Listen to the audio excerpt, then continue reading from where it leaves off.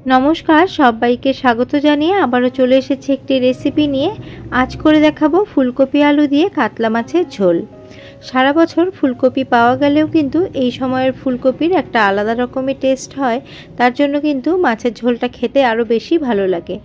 তবে চলুন কথা না বাড়িয়ে রেসিপিটি শুরু করা যাক। রেসিপির জন্য এখানে আমি 6 পিস কাতলা মাছ মাথা সমেত লেজ সমেত নিয়েছি। 6 পিস কাতলা মাছকে ভালো করে ধুয়ে পরিষ্কার করে পরিমাণ মতো নুন এবং হলুদ দিয়ে ভালো করে এটাকে মাখিয়ে নিচ্ছি। নুন এবং হলুদ মাখিয়ে মিনিমাম 10 থেকে 15 মিনিট রেখে দিলে মাছের মধ্যে নুনটা ভালো করে যাবে আর খেতেও কিন্তু খুব ভালো লাগবে। পিসগুলোর মধ্যে ভালো করে নুন হলুদ মেখে নিয়েছি। এবার 10 থেকে 15 মিনিটের জন্য রেস্টে রেখে দিচ্ছি। আর লাগবে ফুলকপি। এখানে 1.5 খানা মিডিয়াম সাইজের ফুলকপির ফুলগুলোকে আমি এইভাবে মিডিয়াম ভাবে কেটে নিয়েছি, কেটে ভালো করে ধুয়ে নিয়েছি। এগুলোকে অল্প একটু ভাপিয়ে নেব। ফুলকপি আলু দিয়ে মাছের ঝোল, তার জন্য আলু তো লাগবেই। তবে আলু এখানে আমি খুব কম ব্যবহার করেছি। একটা বড় সাইজের আলুর হাফ আলু আমি ব্যবহার করেছি। আলুটাকে 3 থেকে 4 মিনিট সেদ্ধ করে নিয়েছি, কেননা আলু সেদ্ধ হতে একটু সময় লাগে তার জন্য। তারপরে ধুয়ে রাখা ফুলকপিগুলোও দিয়ে দিলাম। আর সামান্য আগেই নুন দিয়ে দিয়েছিলাম জলের মধ্যে আলু সেদ্ধ করার সময়। এবার ফুলকপিগুলোকে আমি খুব একটা সেদ্ধ করব না, একটুখানি ফুটে উঠলেই কিন্তু ফুলকপি এবং আলুগুলোকে আমি নামিয়ে নেব। অনেক সময় ফুলকপির মধ্যে পোকা থাকে বা কীটনাশক দেওয়া হয়, তার জন্য এইভাবে যদি জলের মধ্যে একটু ভাপিয়ে নেওয়া যায় তাহলে কিন্তু জার্ম ফ্রি হয়ে যায়। একটা স্ট্রেনারের মধ্যে রেখে জলটাকে ঝরিয়ে নিলাম। এবার রান্নাটা শুরু করব। তার জন্য গ্যাসের মধ্যে কড়া বসিয়ে 3 টেবিল চামচ মতো সরষের তেল খুব ভালো করে গরম করে নিয়েছি। এবার মাছগুলোকে ভেজে নেব। একবারে সবগুলো মাছ তো ভাজা যাবে না, তার জন্য 2 ব্যাচে মাছগুলোকে ভেজে নেব।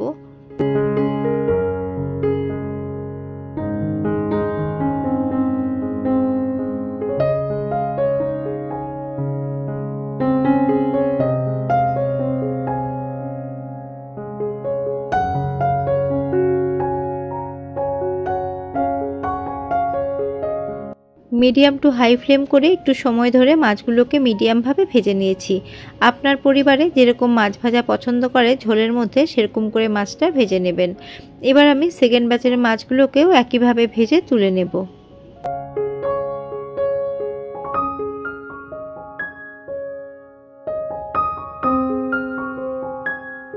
সেকেন্ড ব্যাচের মাছগুলোকেও আমি ভেজে তুলে নিয়েছি। বাদবাকি তেলের মধ্যে প্রথমে আমি আলুগুলোকে একটু ভেজে নেব। আলুগুলো ভেজে মাছের ঝোল রান্না করলে কিন্তু খেতে বেশি ভালো লাগবে। সামান্য একটু নুন এবং সামান্য হলুদ গুঁড়ো দিয়ে আলুগুলোকে একটু লাল লাল করে ভেজে নিচ্ছি। সেদ্ধ আলুগুলোকেও 3 থেকে 4 মিনিট আমি ভেজে নিয়েছি। একই সাথে আমি ভাপানো ফুলকপিগুলোও দিয়ে দিলাম। দিয়ে সমস্তটা ভালো করে নাড়াচাড়া করে নিচ্ছি। এবার সামান্য নুন এবং সামান্য হলুদ গুঁড়ো দিয়ে ফুলকপিটাকেও আলুর সাথে একটু লাল লাল করে ভেজে নেব। আর ফুলকপির যে কোনো রেসিপিতে ফুলকপিটাকে একটু ভালো করে ভেজে রান্না করলে কিন্তু টেস্টটা খুব ভালো হবে। মিডিয়াম ফ্লেম করে ফুলকপিগুলোকে একটু লাল লাল করে ভেজে নিয়েছি। এখন তেলটাকে ভালো করে ঝরিয়ে নিয়ে ফুলকপি এবং আলু সমস্ত কিছু একসাথে তুলে নিচ্ছি।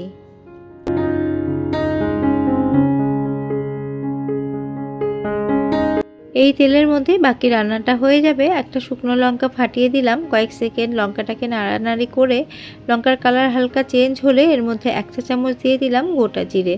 তার সাথে দিয়ে দিচ্ছি একটা তেজপাতা ছিঁড়ে। কয়েক সেকেন্ড একটু নাড়াচাড়া করে নিচ্ছি। আর গ্যাসের ফ্লেমটা কিন্তু লোতেই রয়েছে। এর সাথে দিয়ে দিচ্ছি 1/4 চা চামচ 5 ফোড়ন।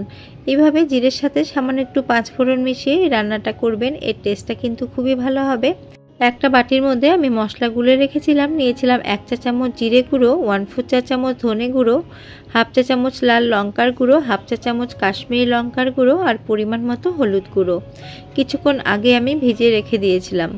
এবার এই মশলাটাই দিয়ে দিলাম। দিয়ে মিডিয়াম টু হাই ফ্লেম করে মশলাটাকে ভালো করে কষিয়ে নিয়েছি। মশলা থেকে তেল ছাড়তে শুরু করে ভেজে রাখা আলু এবং ফুলকপি দিয়ে দিলাম। আলু এবং ফুলকপিকেও মশলার সাথে 1 থেকে 2 মিনিট একদম লো ফ্লেম করে একটু কষিয়ে নেব, যাতে মশলার ফ্লেভারটা আলু এবং ফুলকপির মধ্যে খুব ভালো করে চলে যায়। পুরনো বন্ধুদের ধন্যবাদ সবসময় আমার পাশে থাকার জন্য। আর নতুন বন্ধু যারা আমার চ্যানেলটিকে ভিজিট করেছেন, আমার ভিডিও ভালো লেগে থাকলে আমার চ্যানেলটিকে সাবস্ক্রাইব করার অনুরোধ রইল। আর পাশে থাকা বেল আইকনটির অল প্রেস করে দেবেন, তাহলে নিত্য নতুন ভিডিওর আপডেট সবচেয়ে আগে আপনারা পেয়ে যাবেন। মশলার সাথে আলু এবং ফুলকপিগুলোকে 2 মিনিট মতো আমি কষিয়ে নিয়েছিলাম। তারপরে এর মধ্যে দিয়ে দিলাম গরম জল। জলের পরিমাণ একটু বেশি দিয়েছি, কেননা মাছ, ফুলকপি, আলু সব কিছু একটু সেদ্ধ হবে। আর এই ঝোল কিন্তু একটু পাতলা হলেই খেতে ভাল লাগে। 3 থেকে 4 মিনিট মতো আমি মিডিয়াম ফ্লেমে ঢাকা চাপা দিয়ে দিয়েছিলাম, যাতে ফুলকপিগুলো ভালো করে সেদ্ধ হয়ে যায়। আর দেখুন ফুলকপি কিন্তু সেদ্ধ হয়ে গেছে। তবে ফুলকপি একদম গলে গেলে কিন্তু একদমই ভালো লাগে না, তার জন্য একটু বুঝে সেদ্ধ করতে হবে। আর এবার আমি এর মধ্যে দিয়ে দিচ্ছি ভেজে রাখা মাছগুলো।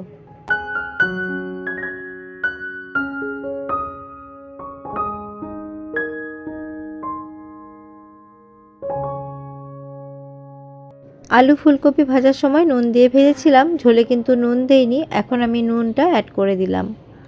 সমস্ত কিছু ভালো করে একটু মিশিয়ে নিচ্ছি। আর ঝোলের মধ্যে মাছগুলোকে ভালো করে একটু ডিপ করে দিচ্ছি, যাতে মাছগুলোও ভালো করে সেদ্ধ হয়ে যায়।